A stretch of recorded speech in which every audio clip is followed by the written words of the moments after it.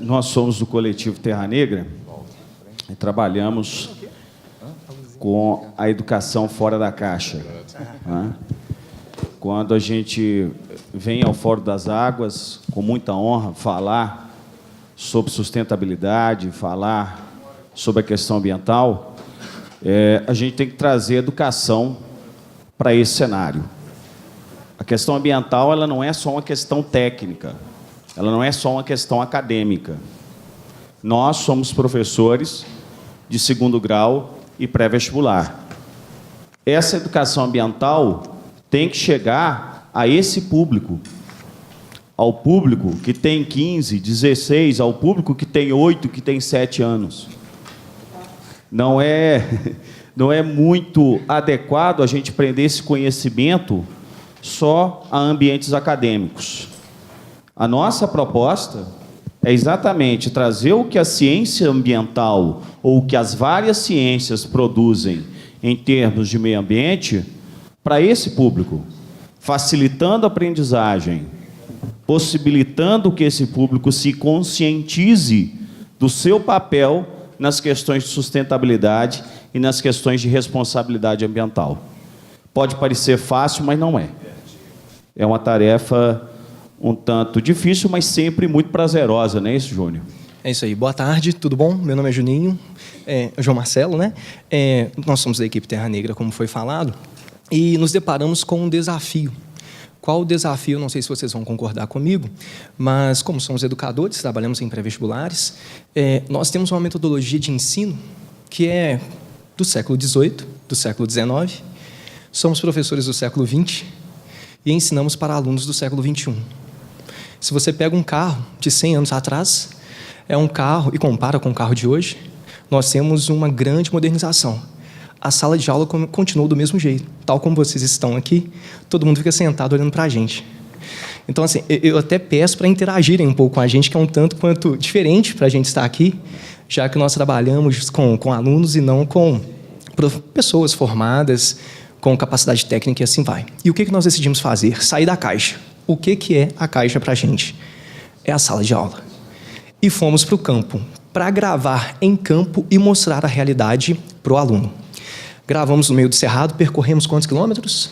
Cerca de 9.000 quilômetros. 9.000 quilômetros, fazendo gravações e levando a informação diretamente para o aluno. Chegou um determinado momento, o projeto Terra Negra é de novembro do ano passado, basicamente. Nós falamos assim, temos que atingir um público maior e fomos para Israel, para tratar da questão hídrica em Israel. Gravamos no Mar Morto, falamos de questões ambientais em Israel, produzimos o material e disponibilizamos tudo gratuitamente na internet. Tá? Então, qual que é o nosso compromisso? Oi? É o youtube.com/Terra Negra. No final, a gente vai mostrar todas as nossas mídias, tá? Então, o nosso compromisso é com a educação. Tá? E como que a gente levaria educação ambiental para o aluno? Como que a gente pode sair da caixa e mostrar o que acontece de fato? Então, o que a gente vai fazer aqui é uma apresentação de como seria uma aula de educação ambiental para um aluno. Lembrando que a gente não pode esquecer do aspecto econômico. Quando falamos de ambiente, nós falamos também da intervenção do homem no ambiente. Tá ótimo? Então a gente vai dar sequência. Qualquer intervenção é muito bem-vinda. Por favor, se manifestem. É interessante para a gente. Bora? Vamos lá. Olha só, dentro da proposta ambiental, a gente tem que ter o cuidado, e eu acho que aqui todo mundo sabe disso, que a questão ambiental por si mesma é uma questão interdisciplinar. No processo da educação, imaginar uma questão como, por exemplo, o desmatamento, ou imaginar uma questão como, por exemplo, a crise hídrica, numa abordagem só geográfica, ela é pobre. Certo. Essa abordagem, ela tem que ter realmente a geografia, porque nós estamos falando de espaço, ela tem que ter o biólogo, porque nós estamos falando de vida, ela tem que ter o historiador, porque esse processo, essa relação do homem com a natureza, ela tem uma história, ela tem um tempo. E se nós não entendermos como isso evoluiu ao longo do tempo, nós não vamos entender o que acontece agora. E, finalmente, os físicos e outros, sociólogos, filósofos, antropólogos. Políticos são muito importantes. Exatamente.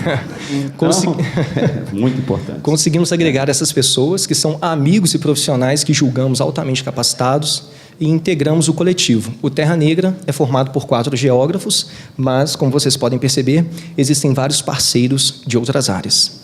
Né? Okay. Dando sequência, isso aqui é um pouco do nosso trabalho.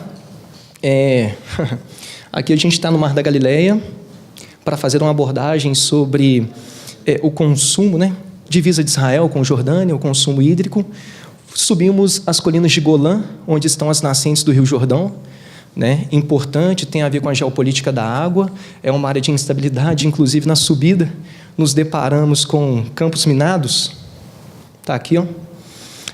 Israel deixou o campo todo minado justamente para impedir a fuga de sírios em direção a Israel, por isso que eles migram para o Líbano, porque a Síria faz fronteira com Israel. Então são momentos tensos, né? Por último aqui, essa daqui também foi essa última aqui, João, foi lá nas colinas de Golã, né? Alto das colinas de Golã. Isso, porque tem uma grande utilização hídrica na região, já que boa parte do território israelense é deserto, e eles aproveitam essa água para irrigação. Ao fundo, nós fizemos algumas imagens, tem vídeos produzidos, de áreas de irrigação por gotejamento, uma técnica bastante eficiente, né? Levamos isso para o aluno, mostrando a realidade. Importante, né, Juninho? Nesse momento a gente viveu um momento, de certa forma, tenso, porque nessa região a gente conseguia perceber ali na linha do horizonte já é a Síria.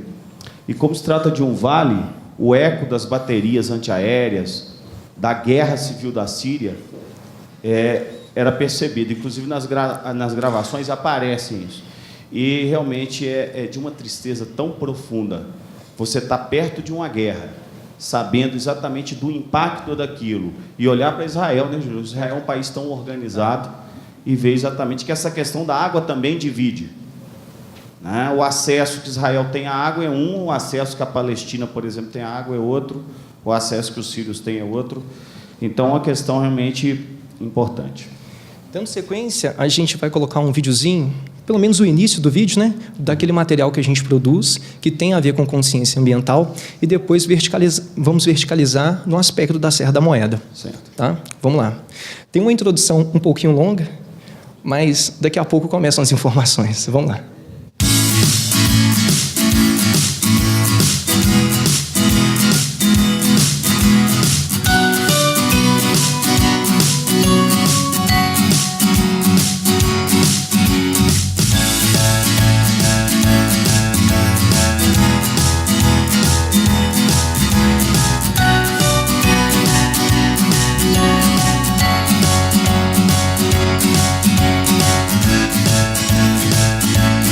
Fizemos imagens com drones, mas não conseguimos levar o drone para Israel, porque senão ele seria abatido.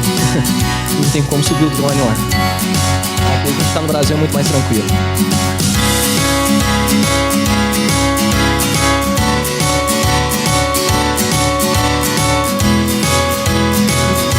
Salve, salve, Terra Negra! Estamos aqui às margens do Rio Balsas, afluente do Rio Sono e afluente do Rio Tocantins. Estamos na Bacia do Tocantins, localizada aqui na região do Jalapão. Hoje estamos falando para vocês sobre mata ciliar, essa importante variação fisionômica do cerrado. E percebemos que o condicionante mais importante para a evolução e o surgimento desta floresta, desta formação arbórea, é a fluviosidade. A presença dos rios condiciona um ambiente de alta umidade, o que gera um solo efetivamente mais profundo e mais rico em matéria orgânica. Esta formação é adaptada ao rio. Ela vai se distribuindo ao longo do curso fluvial e apresenta uma série de papéis importantes, como, por exemplo, a proteção do rio contra o assoreamento.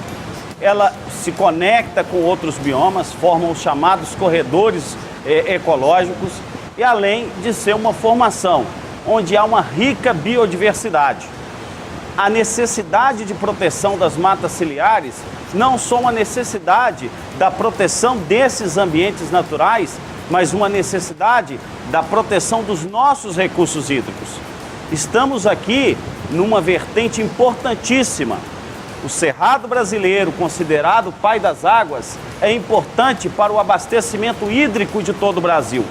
No momento em que falamos de crise hídrica, esse ambiente se conecta com os ambientes urbanos. Daí a necessidade de proteger essas matas. Infelizmente, o nosso novo Código Florestal gerou um aumento de desmatamento dessas importantes florestas que nos prestam um serviço não só às populações rurais, mas às populações urbanas. Vale mais essa reflexão. Um abraço, até mais.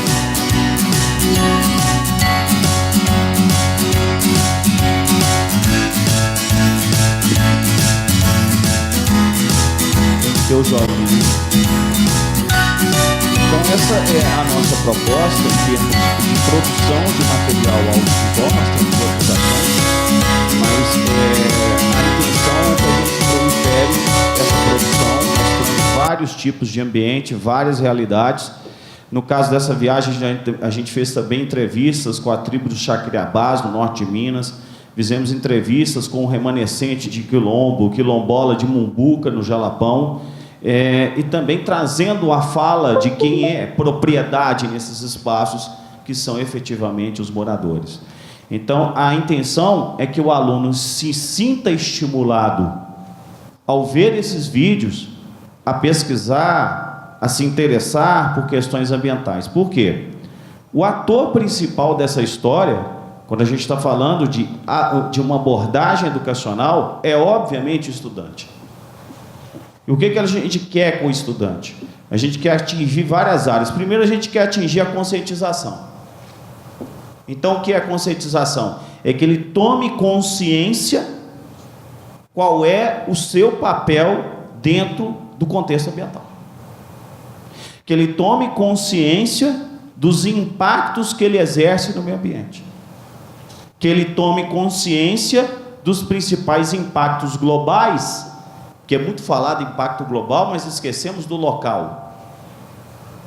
Não pensamos no bairro, não pensamos na cidade.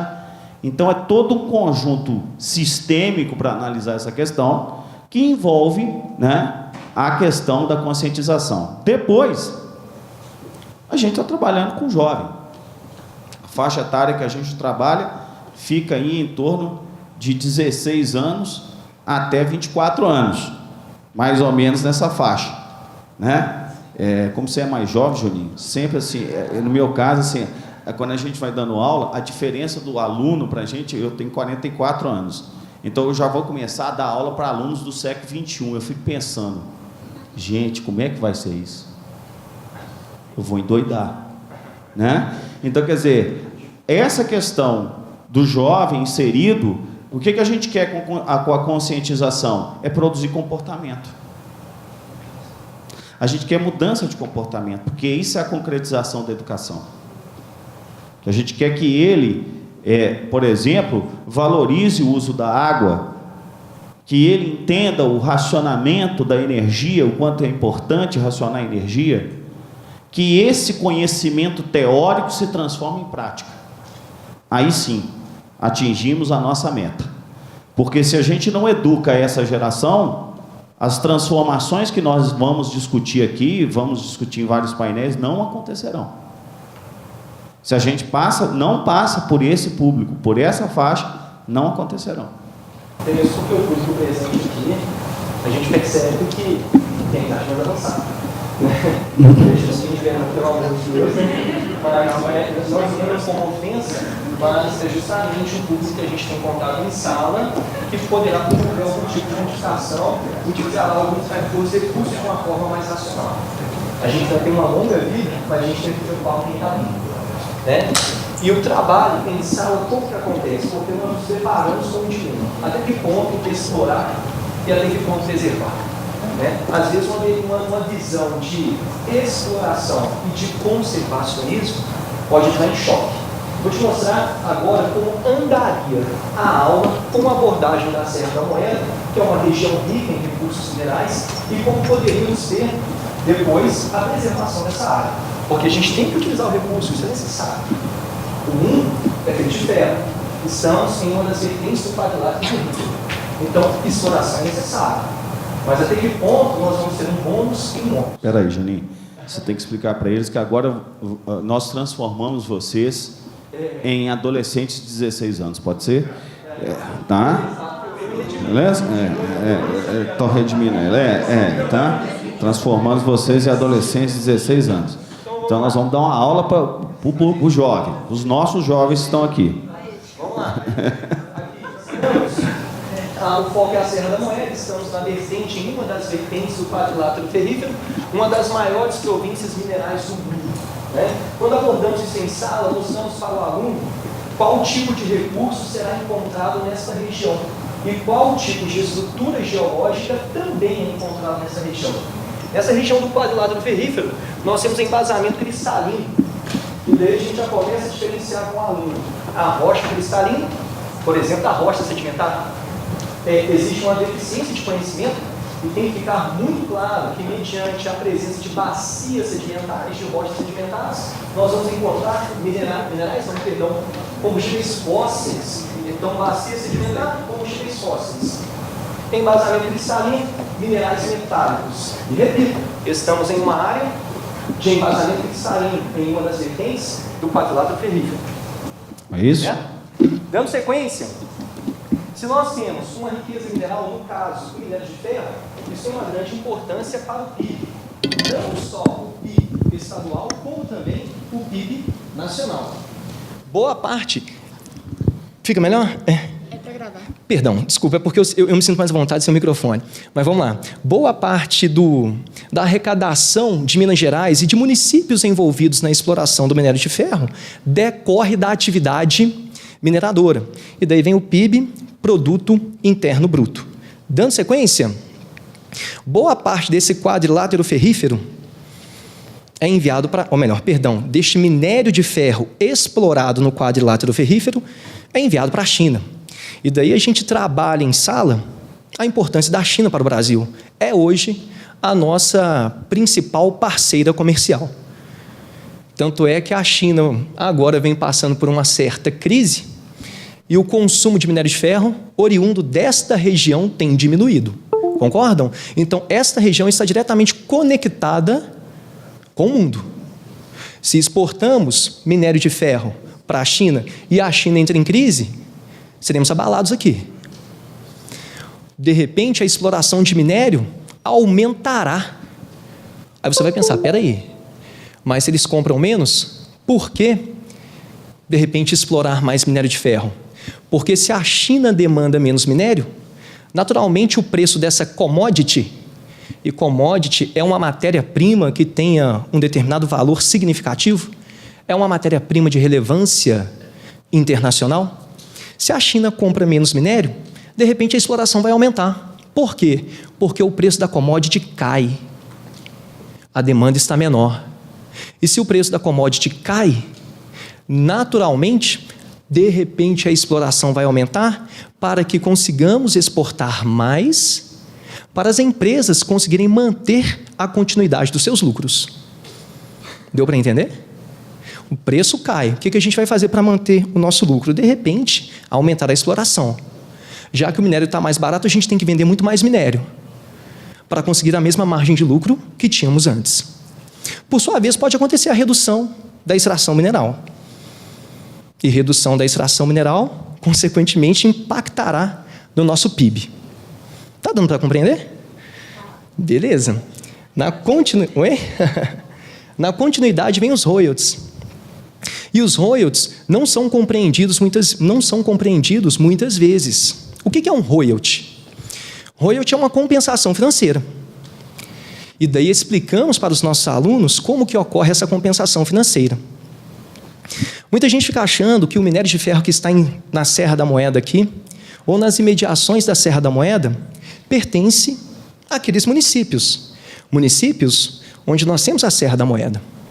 Muita gente acha que o minério de ferro pertence a Brumadinho, pertence a Nova Lima. Só que o minério de ferro foi nacionalizado. É um recurso nacionalizado, foi, se eu não me engano, por Vargas. Lá em 53, ele lança uma campanha chamada O Petróleo é Nosso e nacionaliza o subsolo. Portanto, o recurso que está no subsolo não pertence ao município, pertence à União. Mas como que o município se beneficia dessa exploração? Além dos inúmeros empregos que são gerados, a gente tem que lembrar que existe uma compensação financeira, porque o minério é da União, mas os danos ambientais decorrentes da exploração ficam em Brumadinho. Nada mais justo, nada mais sensato do que uma compensação financeira para o município de Brumadinho. O minério é da União, mas os impactos sociais ficam em Brumadinho. O minério é da União, mas os impactos infraestruturais também ficam em Brumadinho. Caminhões que circulam carregados, muitas vezes com sobrepeso, comprometendo a qualidade do asfalto. Então é sensato que o município seja beneficiado de alguma forma. Este benefício nós chamamos de compensação financeira. E esta compensação financeira é chamada de royalties. Nós temos uma fatia de royalties que é destinada ao município e uma fatia dos royalties que é destinada ao Estado, no caso de Minas Gerais. E uma fatia de royalties que é destinada também à própria União. E daí a gente sempre entra em uma discussão, a gente conversa muito e isso nos enriquece, porque no meio do professorado não é comum a troca de informações. Nós temos, às vezes, professores que são muito egóicos, eles não gostam de compartilhar o conhecimento, e a gente faz isso no Terra Negra. E a gente costuma falar que não é feio exportar minério de ferro, explorar esse recurso no país. Talvez seja feio as empresas não pagarem muitos royalties. A Austrália cobra um percentual de royalties bastante elevado para que empresas atuem na exploração dos seus recursos. A mesma coisa poderia acontecer no Brasil. Existe até uma tentativa de ampliação dos royalties oriundos do minério de ferro. Só que isso não foi para frente. Os royalties decorrentes do petróleo, porque o petróleo também foi nacionalizado, são muito mais elevados do que os royalties do minério de ferro. Então a gente tenta deixar isso claro, porque muita gente acha que é feio exportar commodities. Não é. É um recurso, é uma alternativa econômica para o município, é uma alternativa econômica para o Estado e para o país. Talvez seja feio você não cobrar aquilo que de fato é devido por um recurso que está no país. A gente caminha mais ou menos por aí, mostrando qual é o tipo de estrutura, qual é a interligação dessa região com a China, com o comércio internacional, e como que os municípios poderão se beneficiar neste processo. Tá? Dando continuidade, vamos lá. A gente entra no aspecto da degradação, com foco sempre nessa região da Serra da Moeda. Vamos lá. Pois é. A degradação, né? Meus queridos alunos, vocês estão com sono? Eu estou falando para os alunos, tá, gente? De 16 anos. Vocês estão com sono? Então, né? Pós-almoço e tal. Eu vou controlar aí. Exploração mineral. Eu estou falando de uma atividade que, naturalmente, ela exerce um impacto bem significativo. É possível que se faça uma mineração sustentável? Sim.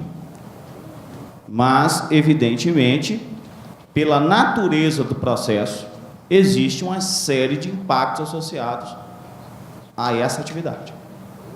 Dando sequência, quando se fala em exploração mineral, eu tenho os chamados enclaves fortificados, a expansão de condomínios habitacionais. Então, o conjunto da Serra da Moeda sofre o impacto da mineração? Sim, sofre. Mas também tem a expansão, né, dos condomínios fechados, que, de alguma forma, contribuem para esse processo, ou não, né, de degradação. Então, a gente entende que são vetores mais harmônicos ou menos harmônicos. É isso que a gente tem que mostrar. Que existe a possibilidade de você implantar um loteamento sustentável? Sim. Existe a possibilidade de você implantar uma mineração sustentável? Sim. Desde que o aluno saiba o que significa sustentabilidade. Porque na cabeça dele, sustentabilidade é as plantinhas e bichinhos felizes. E não é. Sustentabilidade abrange 3 aspectos fundamentais. Você tem, sim, a conservação do recurso natural, mas você tem, sim, a sua exploração econômica. Porque nós precisamos de renda, nós precisamos de emprego. E você tem também a inclusão social, você tem um aspecto social. Não podemos deixá-lo de lado. Então, a sustentabilidade, ela abrange um universo muito grande. E é por isso que a educação tem a função de promover exatamente esse pensamento. O que é o pensamento sustentável? É a gente trabalhar com essa ideia. É interessante que muitas vezes nós temos alunos que moram em condomínios fechados, eles falam da degradação da região e se remetem à exploração mineral. Só que ele sobe de carro, ele anda de bicicleta, ele tem utensílios que são de ferro em casa, e na cabeça dele ele não tem relação nenhuma com a degradação. E a gente não pode esquecer que essas empresas também, é claro, se preocupam com o aspecto vegetacional. Também tem a vertente lá que se preocupa com a preservação da área. Só mais uma informação aqui. Mediante a exploração mineral e o surgimento de enclaves fortificados, que são chamados condomínios fechados, surgem desafios. A promoção da conservação hídrica e da biodiversidade. E por que conservação hídrica e da biodiversidade? Aí a gente vai cair em um conceito interessante, que a gente trabalha muito em sala de aula. Pois é, nós estamos numa área de hotspots, né? Vamos lá na definição. Como uma área com ao menos 1.500 espécies endêmicas de planta e que tenha perdido mais de 3/4 de sua vegetação original. Ou seja, são áreas prioritárias para a conservação. Não só, no caso da Serra da Moeda, é uma área prioritária para a conservação, porque se trata também da reserva de mananciais, já que estão falando de água. E também vamos falar na questão de transições importantes que ocorrem aqui. Nós temos a transição da Mata Atlântica com o Cerrado. E nos ambientes de transição, a tendência é que você tenha uma biodiversidade maior, que você tenha um grau de endemismo maior. E essa questão da proteção das bacias hidrográficas é uma questão muito importante quando se fala de bacias tão importantes para o abastecimento da região metropolitana, como a do Paraopeba e Rio das Velhas. Portanto, gente, para a gente trabalhar essa questão, nós precisamos de uma ação conjunta.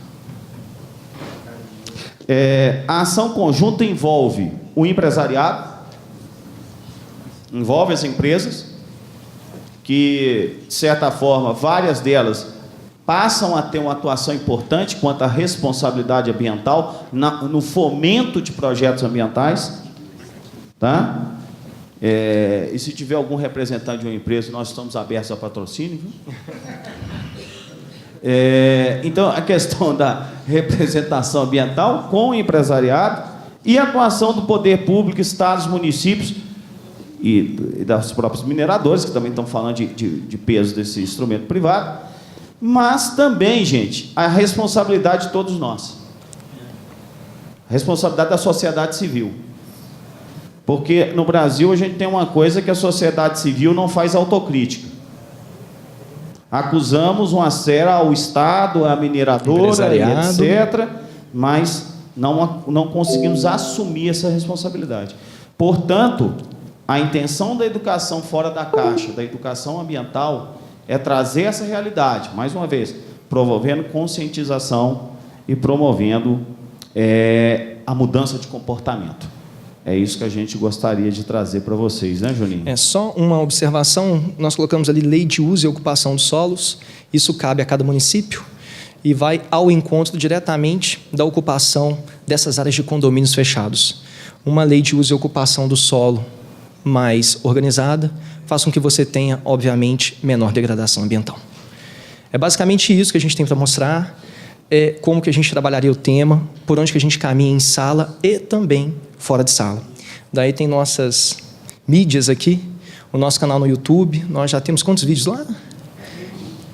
Já olharam aí? 41. Fazemos podcast também, produzimos tudo gratuitamente, estamos diariamente na Band News, falando sobre atualidades ou qualquer evento que seja pertinente à geografia e áreas afins. Toda manhã, às 6h48, a gente está lá gravando. Nós somos de Belo Horizonte, somos professores, como ele falou, da rede particular, né? Pré-vestibulares e ensino médio. Eu trabalho no Bernoulli, no G8, o João também no G8 e no mais, pré-vestibulares. Estamos aí em contato diariamente com aproximadamente 3.500 alunos. Ao longo da semana, nós temos contato com 3.500 alunos, então a gente entende nosso papel na sociedade. Não é simples. Muita coisa que a gente fala pode se tornar um grande boato ou uma grande verdade, né? Então, a gente tem que estar, muitas vezes, preparado. Para a gente é um prazer participar aqui. Se alguém tiver alguma crítica, estamos abertos.